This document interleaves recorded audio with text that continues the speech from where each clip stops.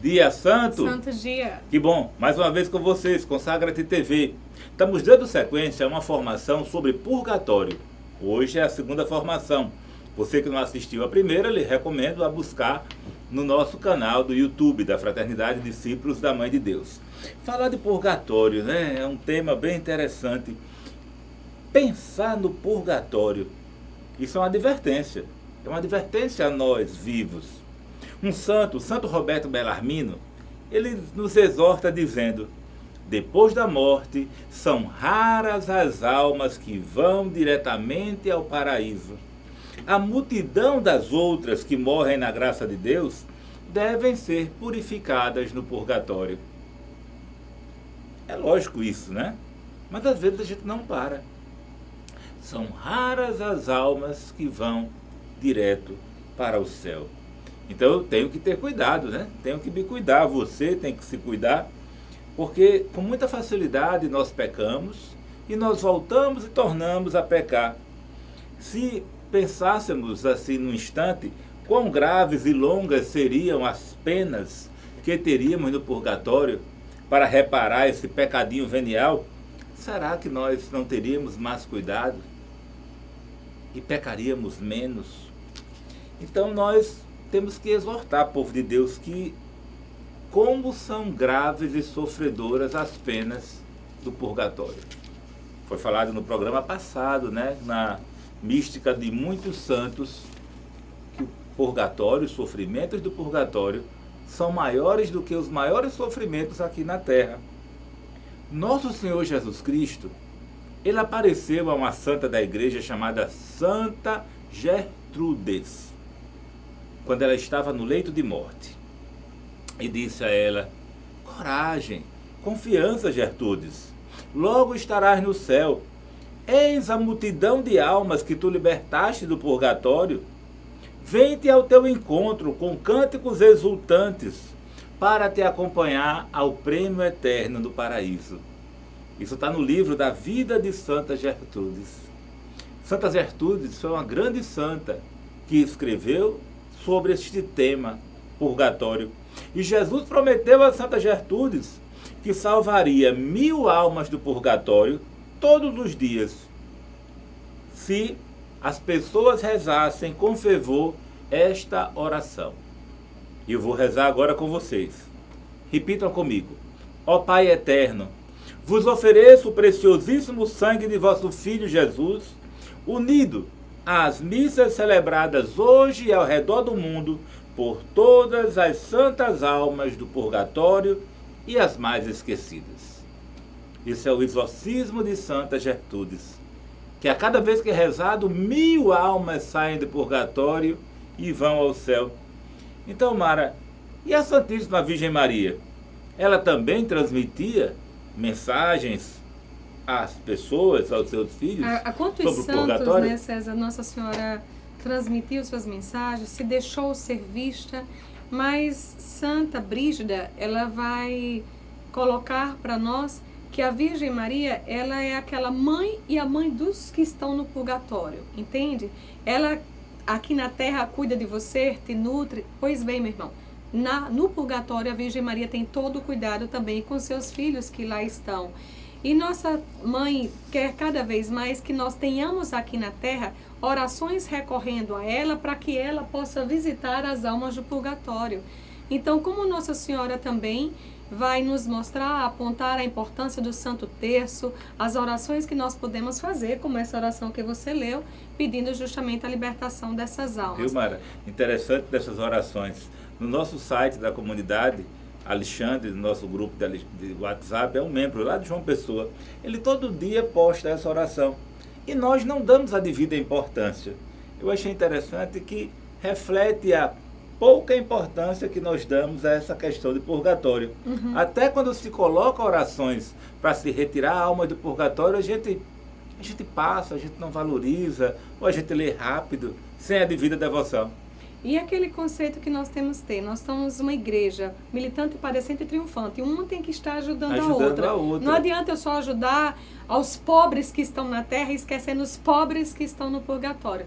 Temos que vir com esse socorro.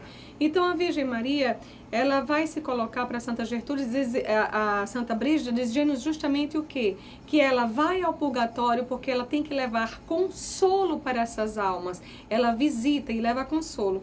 Aí São Boaventura vai confirmar essa visualização e vai dizer que realmente a presença da Virgem Maria enche o purgatório desse consolo. E um santo vai confirmando o outro. São Vicente Ferrer vai dizer que a Virgem Maria é uma mãe clemente. Então nós podemos e devemos clamar ela como mãe da misericórdia. Por quê? Porque ela leva conforto, porque ela leva refrigério, porque ela leva socorro para todas as almas.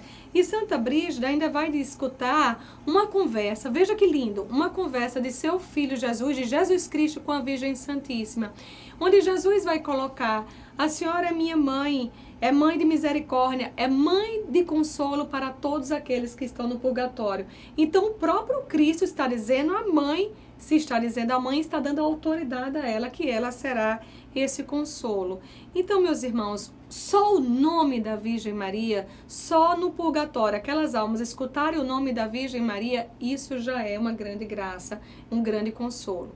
Então, nas suas orações, eu não sei quais são as orações que você tem mais devoção ou não, mas clame, peça para que o sangue do Cordeiro derramado possa servir de sufrágio, o sangue redentor. Mas, meus irmãos, a Virgem Maria também diz que uma grande graça é pedir pelas lágrimas dela. Pelas lágrimas dela, as lágrimas da Virgem Santíssima, pode levar muito alívio àquelas pessoas que estão no purgatório. Então, que possamos fazer isso. Lembre-se, sempre no seu rosário, sempre na meditação entre um mistério e outro, coloque também essas almas. Para quê? Para que elas possam ser cada vez mais fortalecidas. Nós temos uma grande devoção, uma devoção antiguíssima, que é a devoção ao Santo Escapulário. Nossa Santíssima Mãe aparece a São Simão Stock inicialmente, tá certo? E vai dizer que as pessoas que portam o escapulário, nós da fraternidade, nós temos o escapulário no nosso sinal. Ela vai dizer o quê? Que essas pessoas que portam esse sinal, elas não padecerão o fogo eterno. Ou seja, já está me livrando do inferno. E depois, posteriormente, a Virgem Maria vai aparecer a um Papa, não é? João 22, e vai dizer o quê? Que vai prometer a ele o privilégio sabatino. O que significaria isso? Que a pessoa que usa o escapulário com devoção, após o primeiro sábado, lógico, depois da sua morte, tá certo? A Virgem Maria vai aparecer no purgatório e vai levar para o céu. Então, meus irmãos, o escapulário você deve usar não por moda, mas você deve usar como uma boia de salvação verdadeiramente e crer nisso. Então, quando uma coisa vai se colocando na igreja, vem um outro Papa que vai confirmando, que vai solidificando, que vai estruturando. Depois o Papa Paulo V vai dizer que para receber esse privilégio sabatino, não é apenas usar o escapulário, mas você deve ter orações de confiança, você deve ter a prática do jejum, você deve cada vez mais observar as condições e as orações que são mediantes a um fiel católico. Entendo isso? Aí o Papa Pio XII vai dizer que todos os fiéis que cumprirem isso que foi dito pelo seu Papa antecessor, gozarão da felicidade eterna do paraíso. O escapulário é um passaporte para o céu. Sim. É um passaporte, desde que seja bem utilizado e esteja em dia, né? Mas veja só, falar de purgatório, nós estamos falando de um dogma da igreja. Os dogmas da igreja são para nos conduzir por um sinal, por um caminho seguro. Seguir a nossa fé trilhando um caminho seguro. Os dogmas não vêm para nos enganar. Os dogmas vêm para nos fortalecer. São as verdades da nossa igreja. Lembre-se, a igreja não cria dogma. A igreja constata e declara um dogma. O dogma não cria uma verdade. A verdade exprime o dogma. Temos que entender isso. Primeiro vem a verdade, depois vem o dogma. Temos que entender e tomar posse disso, porque às vezes a gente fica dizendo, foi a igreja que criou tal dogma. Não. O dogma é a verdade por si só, ela subsiste. E a igreja acolhe e decreta aquela verdade como uma verdade de fé para ser um caminho seguro para todos os seus fiéis e seguidores, né? Então, temos que entender que no purgatório, a doutrina, Deus exige do homem uma expiação pessoal pelas suas faltas cometidas. A falta dos justos, né? Nós quando pecamos no instante da nossa morte, elas estão gravadas. Então, esses pecados veniais ou penas temporais, se não foram reparados, a alma vai ao purgatório. O Concílio Católico de Lyon, em 1274, definiu o purgatório da seguinte forma: porque aqueles que morrem na caridade, verdadeiramente arrependidos, antes que tenham feito o ato de reparação ou de satisfação através de dignos frutos de penitência pelos pecados cometidos e pelos pecados omitidos, suas almas serão purificadas depois da morte por penas no purgatório. E para alívio destas, pode estar o sufrágio dos fiéis vivos. Então, para alívio das almas, estará os sacrifícios dos vivos na terra, com missas, orações, esmolas e outras práticas. A Constituição Benedictus Deus do Papa Bento XII, de 1336, é um documento importante dizendo que somos destinados ao céu. Todos? Não, não todos. Mas quem está destinado ao céu?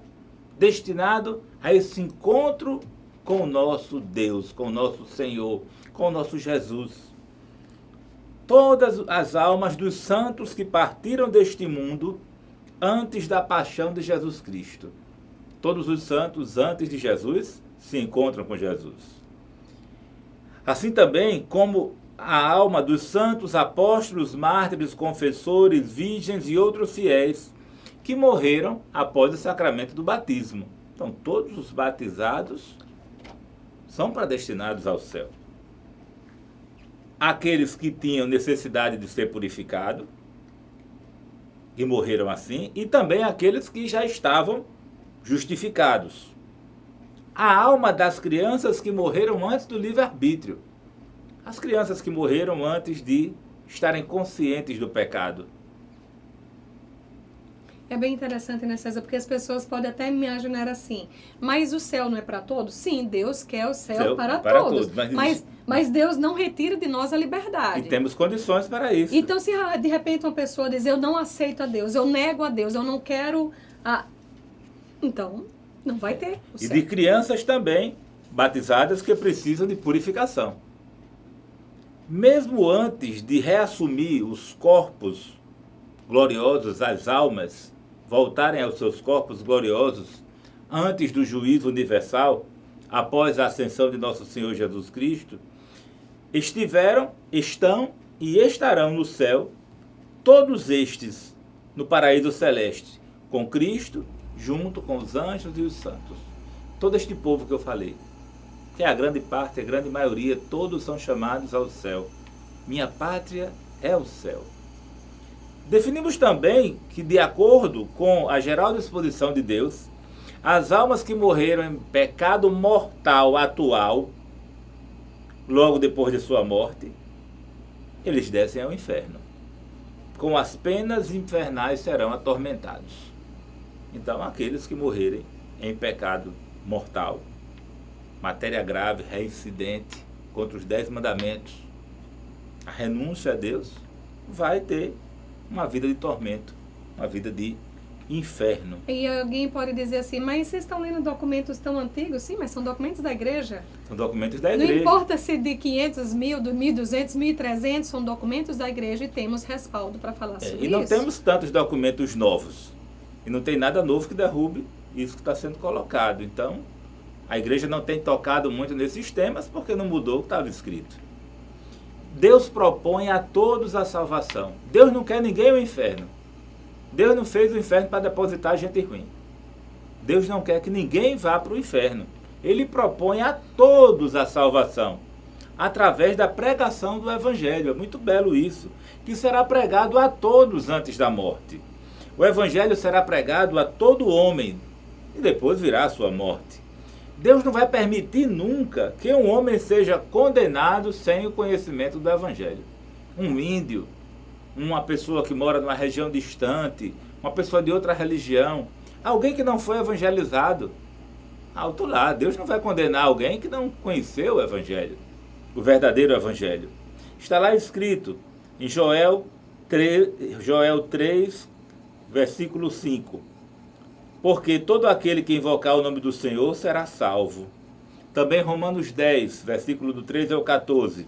Porém, como invocarão aqueles em que não têm fé? E como crerão aqueles que não ouviram falar?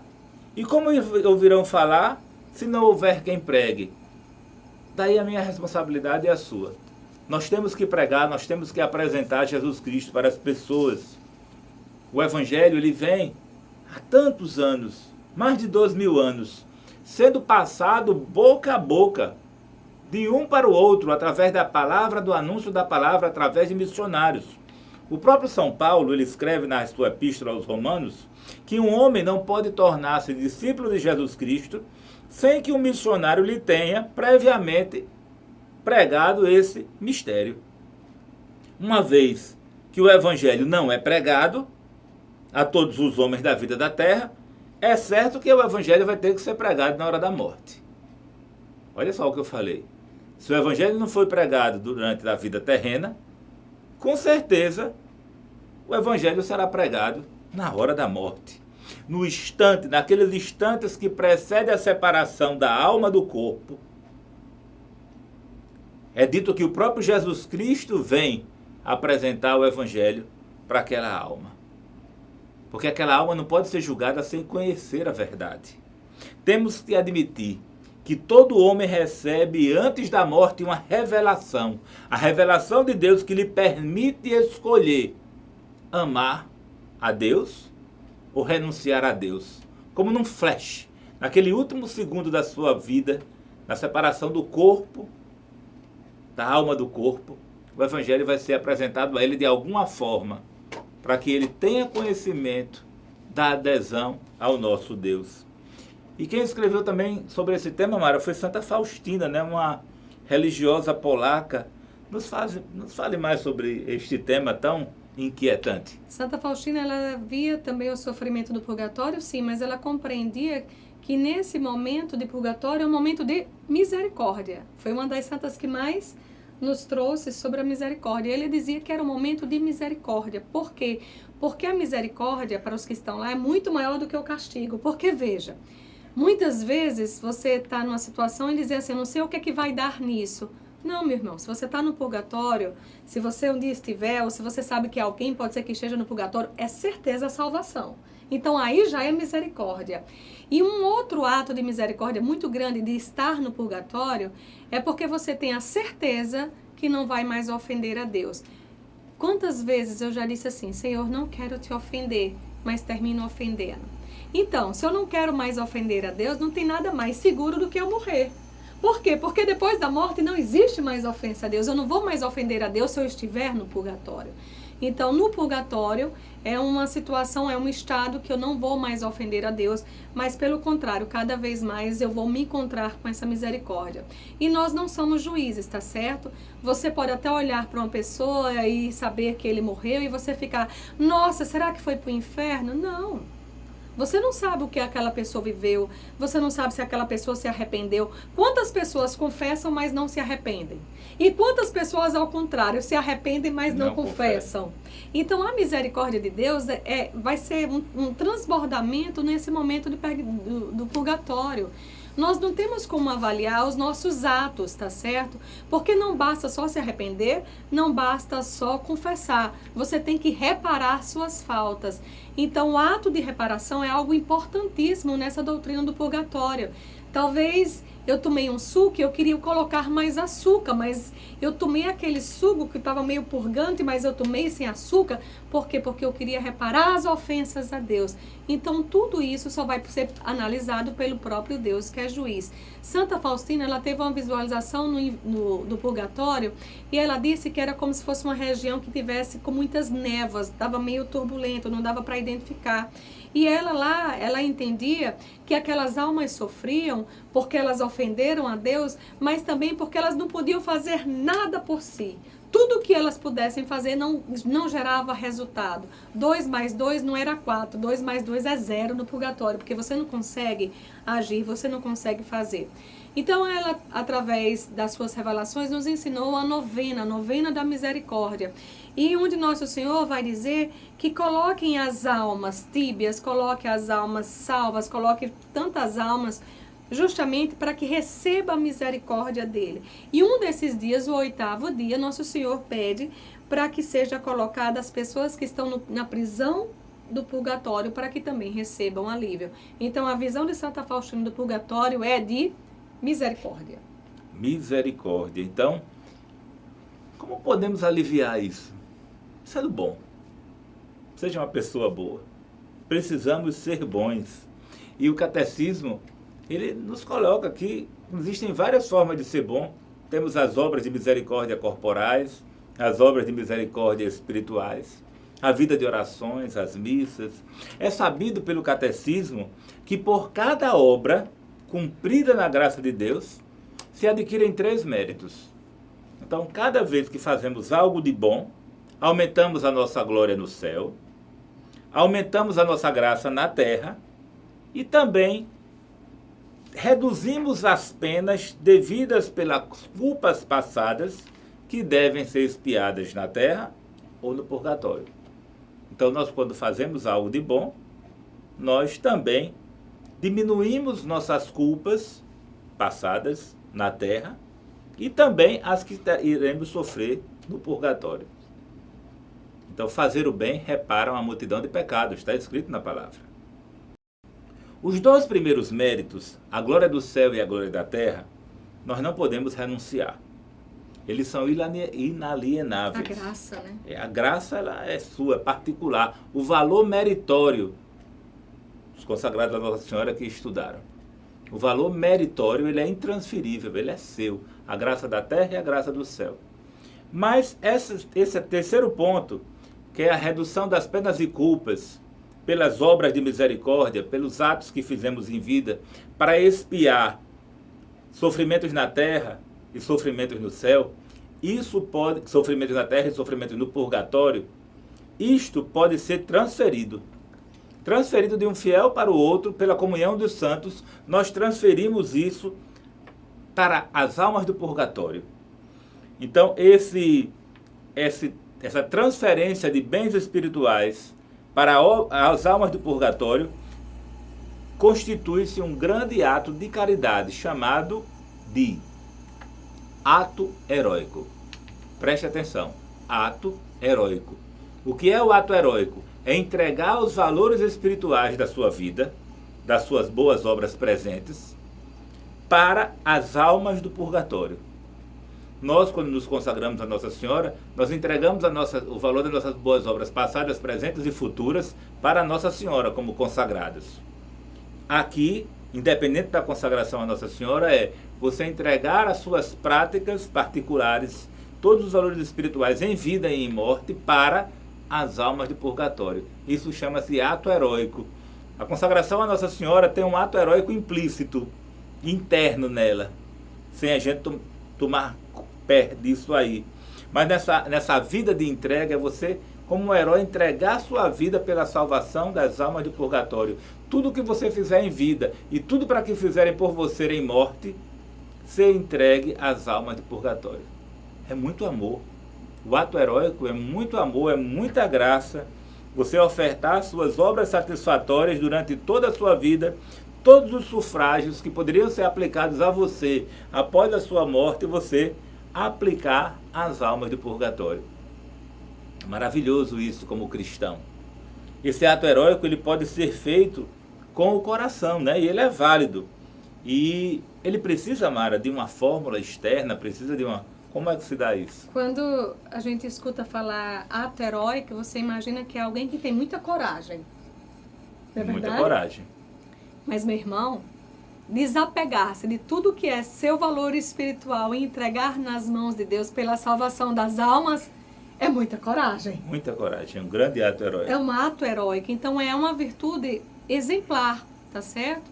E Nossa Senhora, ela sabe que é necessário que as pessoas tenham um ato heróico. Por exemplo, quando você pratica a indulgência, né, os papas vão permitir que a indulgência que você receba, você pode aplicar por algum falecido. Você tem um tio seu, você tem alguém, você aplica a indulgência para aquela pessoa. No ato heróico, você não está determinando se é uma pessoa sua, conhecida ou não. Então é um desapego muito grande, porque você está fazendo bem sem saber a quem. Nessa oração mesmo de Santa Gertrudes, você vai dizer o que, César? Vai rezar pelas almas e por aquelas também esquecidas. Meus irmãos, o ato heróico também tem a grande força, por quê? Porque você entrega pelas almas do purgatório, mas você não está decretando, ou você não está determinando para quem que vai ser. Então, uma prática indulgencial, você pode direcionar para uma alma específica. Uma alma específica. Mas o ato heróico, você está entregando as almas do purgatório. Entregando as almas do purgatório. Em geral. E quanto à questão, tem uma fórmula para isso? Não, é sua vontade, é no seu livre-arbítrio, é na sua decisão de ajudar as almas do purgatório. Você vai se determinar, não, eu vou fazer isso, agora entregar as almas do purgatório. Pode ser que daqui a um ano você diga assim, não, eu quero parar, eu agora quero fazer as minhas obras espirituais e que o valor vai ser para mim. Pode, não vai ser pecado, não vai ser pecado nem venial ou mortal você parar com isso. Você tem a garantia que isso não vai ser mal, mas você pode dedicar um ano, vou passar um ano, logicamente, se você já é um consagrado pela metodologia de Montfort, tudo que é teu você já entregou à Virgem Santíssima. Mas se você não é consagrado, você pode fazer um ato heróico. E você pode dizer assim, vai a um padre e dizer assim, Maria e César estão dizendo no ar de ato heróico. Não, meus irmãos, nós não estamos aqui falando nada pelo nosso nome. Nós estamos falando sobre as aprovações que os somos pontífices deram para essas obras. Então nós temos o Papa Gregório XV que disse justamente isso, que o ato heróico é um piedoso exercício espiritual e é aprovado pela Igreja e que vai satisfazer justamente as penas que as pessoas fizeram aqui em vida e que estão aguardando no purgatório. O Papa Pio IX também fez um decreto e ele dizia que lucraria de indulgências para isso. E as pessoas que não pudessem participar das celebrações eucarísticas na segunda-feira, que é um dia mais apropriado pelas almas do purgatório, mas que se eu pudessem participar no domingo, até essas também lucrariam indulgências e valores. Então nós temos que ver cada vez mais o que é que a Igreja nos propõe, o que a Igreja nos fala. Analisando assim, na vida da gente, já ajudamos algumas pessoas, por exemplo, a estudar, a passar de ano, a fazer uma graduação, a fazer um curso. Alguém quer viajar e pediu ajuda para viajar. Nós com muita alegria ajudamos as pessoas nas suas viagens e nos seus projetos. Mas precisamos ajudar as pessoas, as almas, a saírem do purgatório para o céu. Tem muito mais importância do que ajudar viagem de família. Temos que entender isso. Muitas pessoas têm uma verdadeira admiração e paixão por times de futebol, por time de basquete, por atletas olímpicos, por países, nações, mesmo sem a gente saber o nome daquele grupo de pessoas. Mas temos uma verdadeira admiração pelo time de futebol. Um exemplo que está agora em pauta, o Chapecoense. Nós temos muita admiração, paixão e nos preocupamos com estas pessoas, mesmo sem saber o nome dos jogadores do time. E por que não termos admiração e paixão pelas almas do purgatório? Um grande time, uma grande nação, um grande povo, que muitas vezes não temos a verdadeira admiração e o cuidado com estas pessoas. É interessante, a gente fica se perguntando o que vai acontecer com esses que sobreviveram, né? Vão ter felicidade, sim, mas o que vai acontecer com aqueles que já morreram? Será que estão no purgatório? O que é que nós estamos fazendo por aqueles também? Será que nós estamos fazendo muita propaganda, assistindo muitas reportagens e não estamos fazendo nenhuma prática penitencial pelas almas daqueles dos times que estão em questão? É apenas um exemplo. Um exemplo para reflexão. A gente está preocupado com a mídia, mas não está fazendo nada para a viagem deles do purgatório para o céu. E pode ser que essa viagem não seja de avião não, né? Não seja tão rápida, Essa viagem pode não ser tão rápida. Santa Catarina de Gênova teve uma visão de purgatório, que está escrito no seu livro, Tratado de Purgatório. Ela dizia, A voz de Jesus se fazia sentir no íntimo da minha alma, com muita clareza, e dizia: Catarina de Gênova, quero que ore por essas santas almas do purgatório, porque o meu coração divino arde de amor por elas. Desejo vivamente a libertação delas, para uni-las totalmente a mim. No exemplo do time, é Jesus dizendo: Catarina, reza por aquelas almas que eu tenho um amor muito grande por elas. Reza para que elas saiam dali. No purgatório, Mara, há também alegria? Essa santa coloca que sim, que também Que é um momento sim. de sofrimento, mas de também Uma coisa alegria. não anula a outra. Não. É um momento de extrema alegria porque é a certeza de céu. Mas é um momento de sofrimento porque está se reparando, pagando penas. A alegria não tira o sofrimento, mas o sofrimento não tira a alegria. Né? Então, é colocado que um exemplo que se no mundo tivesse todos no mundo inteiro apenas o pão para matar a fome. Vamos comparar este pão com o céu. Se existisse no mundo inteiro apenas o céu para nos matar a fome. Todos lutariam por aquele pão. Todos lutariam por aquele céu. Quanto mais as pessoas estivessem distante do pão, mais sofreriam sacrifícios para se aproximar do pão e mais sofreriam por estar longe do pão. Quanto mais as pessoas se afastam do céu, mais sacrifícios fazem para se aproximar do céu. Quanto mais distantes estão do céu, mais sofrem querendo estar no céu. Então eu estou falando para vocês que distância, estágio. Então, Mária, existem estágios do purgatório, 3 estágios de um purgatório místico, 3 é o número dogmático. Como funciona isso? São Bernardo de Sena, ainda nessa questão de alegria, vai dizer que purgatório é uma alegria sim, porque é a possibilidade de ver os santos, ver os anjos, ver os familiares, ver a Virgem Santíssima, ver Jesus, então o purgatório também pode ser uma alegria. Essa santa, Genoveva, ela tem o seu corpo incorrupto, tá certo? E por mais que os documentos que falem sobre ela sejam documentos de alguns anos, décadas, séculos, mas a gente também vai poder perceber que agora Bento XVI escreveu, não é, em uma das suas homilias sobre essa santa. E ele vai falar... Santa Catarina de Gênova. E ele vai falar justamente sobre esse livro, que é o Tratado de Purgatório. Então, meu irmão, se um Papa está falando sobre um livro e fazendo a divulgação, por mais que o que a gente esteja dizendo aqui não seja um dogma, mas canonicamente tem crédito. Tem um respaldo. Tem um respaldo, porque o Papa é que vai colocar. Então, ela vai falar sim, e essa santa, ela vai colocar, ela vai mesclar entre os sofrimentos e as alegrias. E vai colocar que o amor no purgatório por Deus é um amor purificador, sim. E através desse amor purificador, as pessoas podem cada vez mais se unir a Deus. Tá certo? Então, nós temos que entender esses estágios que ela coloca como moradas, como etapas, como estágios, mas são momentos. Nem todas as pessoas que vão para o purgatório têm a mesma condição e nem todas vão ter que passar pelos 3 estágios do purgatório que ela elenca. Ela vai dizer que existe o grande purgatório. Nesse grande purgatório, o fogo é muito forte, o fogo é muito intenso, tá certo? E ela diz que é terrível e que aparentemente parece até o inferno de tanto fogo. E ela vai colocar que esse fogo não tem só o caráter de purificar, mas parece que ao mesmo tempo tem um caráter como se fosse até de castigo, porque as pessoas não compreendem por que estão lá. Então veja, nesse grande purgatório, nesse estágio mais difícil, as pessoas estão impactadas. Por quê? Porque lá elas estão vendo as consequências dos pecados. Meu irmão, muitas vezes nós pecamos. Nesse grau de purgatório, você consegue ver as consequências do seu pecado, não só o seu pecado. Então as pessoas ficam intactas lá. Nesse grau de purgatório, existe amor a Deus? Existe. Só que, meu irmão, existe um amor a Deus ainda muito imperfeito, tá certo?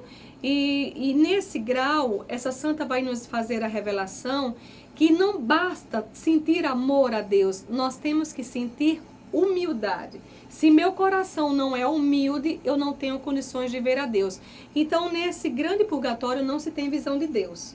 Por quê? Porque a pessoa ainda está pensando nele próprio e não em Deus, tá certo? A pessoa não é humilde, tanto é que ela diz assim, um dia eu ainda verei a Deus, um dia eu ainda serei digna de Deus. Meu irmão, nós não seremos dignos de Deus nunca. Nem os mais santos dos santos são dignos de Deus se não fosse a misericórdia de Deus que estivesse cada vez mais aliviando. Então, a partir do momento que você está lá, que você está intacto, que você não pode fazer nada, mas que ao mesmo tempo os que estão vivos estão fazendo alguma coisa, aí você começa a se movimentar nesse grande purgatório. E se não tiver a oração das pessoas, você não vai sair do grande purgatório nunca. Daí a importância de rezarmos pelas almas do purgatório. Depois desse grande purgatório, existe um médio purgatório, que você já está recebendo as orações das pessoas, onde você começa a se perceber, onde você começa a amar a Deus, onde começa você não sentir mais o fogo, mas uma brisa do amor de Deus intenso por você. Você começa a compreender que Deus é maravilha, que Deus é misericórdia. Depois desse estágio, você vai para o grande purgatório. Na verdade, se chama o alto purgatório. Por quê? Porque você agora já está mais próximo de Deus. Quando você chega nesse purgatório, você começa a dizer, Deus, eu nunca serei digno de ti. Entende? No começo você queria e se achava que um dia você ia ser digno. Agora você já está cheio da humildade. Você reconhece que jamais você será digno de ti. Lembra daquele soldado que pede para o Senhor ir na casa, mas ele não é digno que receber? Não sou digno que entreis em minha morada, mas dizer uma palavra e serei salvo daqui. Então você já está nesse patamar, tá certo? Agora, meus irmãos, falar de tempo no purgatório não temos como. Por quê? Porque na carne nós temos um tempo, nós temos um relógio. A alma não tem um relógio. Eu quero que você entenda que tempo é algo muito relativo. Uma hora sentado no dentista, escutando aquele motorzinho dele, aparenta ser muito mais tempo do que uma hora no cinema, sim ou não? Com certeza. Tá certo? Então, uma hora de purgatório pode ser 1000 anos. Então, a gente não tem como avaliar. Mas quando você chega nesse alto purgatório, aí você tem a visão de Deus, aí você vai estar com Deus, porque é a sua saída justamente desse purgatório para a presença do paraíso. É um tema palpitante, é um tema inquietante, né? Uma mística chamada Maria Sima, ela coloca que as pessoas que praticam o espiritismo, rodar mesa ou outras práticas desse gênero e buscam chamar e clamar defuntos, alma de defunto, na verdade, se existir alguma resposta a esse apelo destas pessoas, é sem nenhuma exceção Satanás e seus anjos que estão respondendo. Aqueles que praticam o espiritismo, que invocam os mortos, fazem coisas muito perigosas, adivinhações, feitiçarias, tanto para si como para aqueles que estão envolvidos e que se dirigem a estes para pedir conselhos. Eles estão completamente afundados na mentira. Falar de purgatório não é estar aqui invocando mortos. Você entendeu? Nós estamos rezando, clamando, pedindo a Deus pela salvação dessas almas e do encontro dessas almas com Deus. Então vamos terminar esse programa com essa oração. Ó Pai eterno, vos ofereço o preciosíssimo sangue de vosso Filho Jesus Cristo, unido às missas celebradas hoje e ao redor do mundo, por todas as santas almas do purgatório e as mais esquecidas, assim seja. Um cheirinho para todos, consagra-te.